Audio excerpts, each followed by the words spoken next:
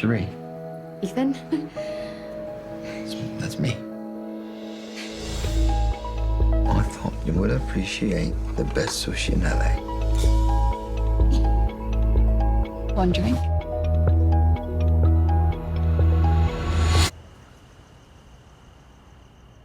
Hi, Shana, how are you doing? Nice to speak to you. Good. Nice to speak to you. How are you? I'm brilliant, thank you. Congratulations on the movie. It's fantastic. I just watched it this evening. Oh, And cool. I loved it. Good. It's got everything. I was just speaking to Pilu, and he's just the Oh, perfect good.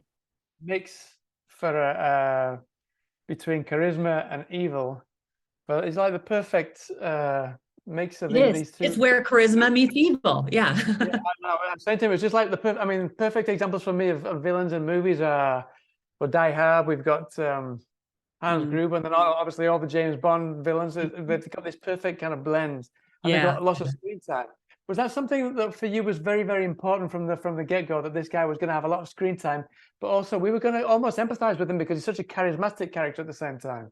Yeah, I mean, Pilu and I talked a lot. I don't know if he told you, we talked a lot about like rom-coms and the leading men in rom-coms. And we talked a lot about Hugh Grant and how Hugh Grant would carry himself, just like the shape of his body and how he could be so not threatening and charming. And like, we talked a lot about like looking up at her and as opposed to kind of looking down at her, like just his whole physicality changed throughout the movie. And that was really important, was to find an actor that could be in a rom-com in the first act and be in a thriller and a horror film later. You know, that was incredible. I think people sometimes don't respect actors in horror films as much as they should, but it's incredibly demanding, these roles, incredibly demanding to play three different people in one film, you know? And something that I love that I think worked really, really brilliant with his character. And he said that he hadn't thought of it this way, but there's a couple of times when he breaks the fourth wall, and I felt, well, I obviously read between the lines, I think, but I felt that worked in the character's favor because it kind of made us feel almost empathize with him, but also feel like an accomplice in a way. Was that not something intentional? It was very much, especially the first time he does it, because he says stop to the camera, which I think evil men in power really need kind of this safe space of like a hidden door to be as truly evil as they want, right? That's where their real personality comes out. So he doesn't let us in. He's controlling the narrative. And then the camera drifts away from her. So we feel like we're abandoning her and we're hearing these horrible noises that we don't want to hear. And the camera is drifting further and further away, like it's obeying him. And that was definitely purposeful, especially because, you know, Ella is able to reclaim that camera at the end of the film. Okay, I was reading that the kind of the genesis for the film was based around kind of personal experience. Obviously, you've kind of it's metamorphosed into this supernatural thing now. But I'm curious. Sorry. Go ahead. Sorry. No, I was just going to say, I was curious, what was important for you to portray, especially in terms of Ella, and kind of there's a very misogynistic world feel to the whole thing.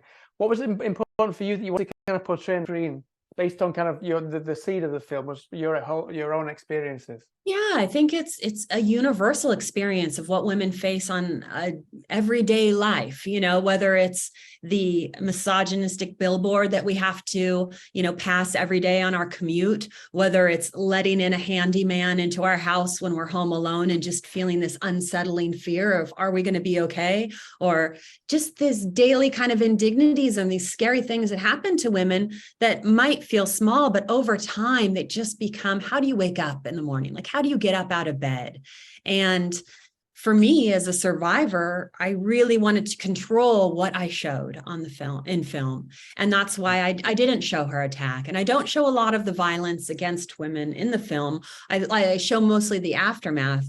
But I think that challenged me even more as a filmmaker because it allowed me to think, okay, what is our sound design going to be here? You know, what is the perfect location that will tell how horrifying this experience is? I mean, I looked for that door forever that we, you know, when Pilu shuts that door the first time, I looked for that perfect door where we could dolly out. We went and saw countless, locations for that. And that shot was so important to me, that kind of we dolly in and we go out, like, maybe I'll come in. No, I shouldn't. Yes, no big deal. Don't worry. Don't come in. It's fine. We'll do it another time. And then, no, it's okay. I'll come in. It's like that little voice that every woman has. It's like, should I be listening to this tiny thing or should I dismiss it like I usually do? And the camera's kind of doing that as well.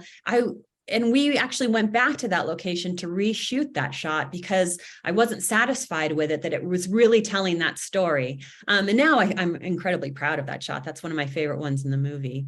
But it is it's a challenging experience bringing real life trauma and putting it on screen. But it's also incredibly cathartic because you get to rewrite your own ending. You get to shoot. Well, first of all, I get to be a badass in Ella, like if I'm going to have anyone, help show kind of some of my experiences, I'm honored that it's someone like Ella, but it's a collective experience that women have.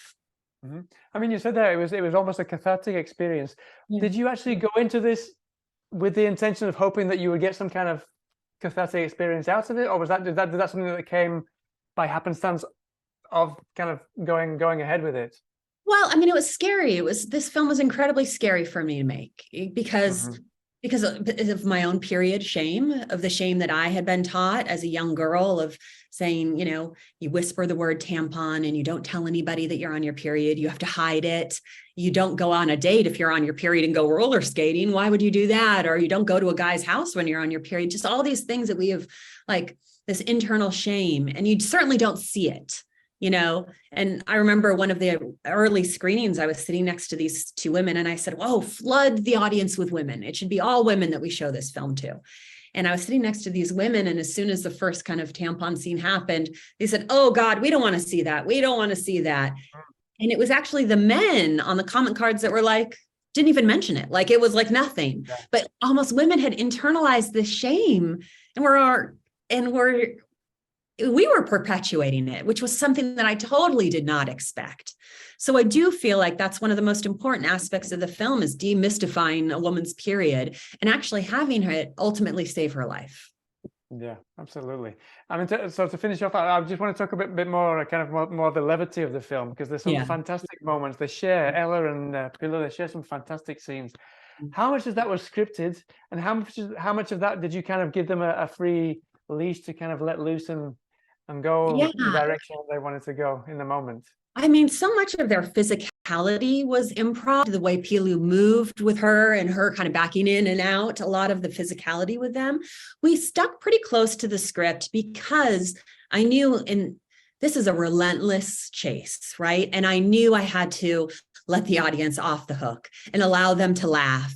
And even when there's someone so uncomfortable, putting a joke in there and making, just a reprieve from this constant tension and relentlessness, I think tonally really helps the film. And as just an audience member, it does make it an easier watch. And also, like my first film that screened at Sundance, I found myself like, when is the next joke happening in the audience, thinking, when are people going to laugh again? Because that's where it really came alive. And so I always embrace humor, no matter what tone of a film I'm making. Mm-hmm. And something that's really important for me, especially in this kind of films, is that there's this constant kind of transcending sense of paranoia throughout the whole film. Like you really don't know what's going to happen. That's what makes a film for me, especially thriller movies. What was in the back of your mind when you were filming the film to kind of keep this sense of dread constant, especially when there's so many moments of levity and Pillow's kind of charming in all these moments, but at the same time we can still feel this underlying sense of dread. Now, how did you manage to? What were going through your mind to kind of keep that constant? I think that was, it was a lot of the locations. I said, I'm not going to build any locations. I want to be out in the streets of Los Angeles in the middle of the night. I mean, we were taking needles off the street before Ella would run down them. It was like some very gritty locations. And then the very limited lighting palette, I think mainly greens and reds. Green was for Pilu, red was for Ella.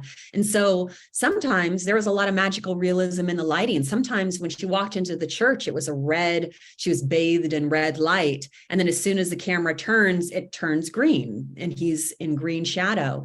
And so that was one like nonverbal way of just oh gosh, the colors are communicating this like dread with me. And then, Rob, our composer, really helped keep that tension as well, and kind of this amazing throwback 80s score that he did that I thought was just super cool. But yeah, it's hard because you don't want to let people off this ride, and you want to also keep climbing. It has to kind of, each scene has to get more and more intense, and the way we were able to shoot her running definitely became more frenetic and wild. We were on motorcycles following her. We were using cranes towards the end.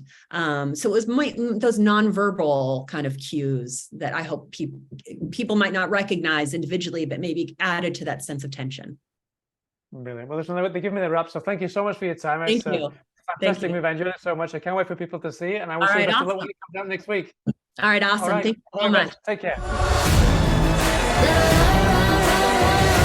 I'm not gonna go anywhere, sweetheart.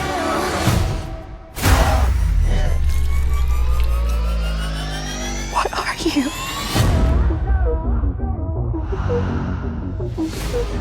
From the shadow.